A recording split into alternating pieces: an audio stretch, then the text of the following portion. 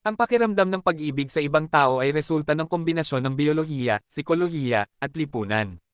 Heto ang paliwanag sa simpleng paraan. Isa, Biolohikal na salik. Mga kemikal sa utak, kapag umiibig tayo, ang utak ay naglalabas ng dopamine, nagbibigay ng kasiyahan, oxytocin, nagpapalakas ng bonding, at serotonin, nagpapabuti ng mood. Ito ang dahilan kung bakit masaya at konektado tayo sa minamahal. Hormona, ang testosterone at estrogen ay nakakaapekto sa atraksyon at pagnanasa. Ebolusyon, ang pag-ibig ay nakakatulong sa pair bonding at pagpaparami, na mahalaga para sa kaligtasan at pagpapalaki ng anak.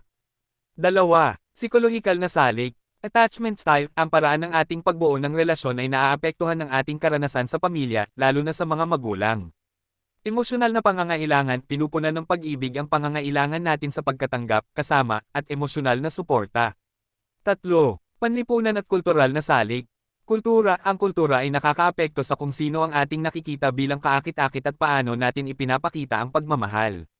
Karaniwang karanasan, ang pagtutok sa isa't isa, parehong interes, at pagtutulungan ay nagpapalakas ng damdamin ng pagmamahal. Sa madaling salita, ang pag-ibig ay reaksyon ng utak at katawan sa isang tao na nagpaparamdam sa iyo ng kaligayahan, seguridad, at koneksyon, kasabay ng impluwensya ng kultura at personal na karanasan. Kung gusto mo, pwede ko rin ipaliwanag kung bakit minsan sobrang intense ang crush kahit hindi pa kayo gaanong magkakilala, napakaganda ng science sa likod nyon. Gusto mo ba?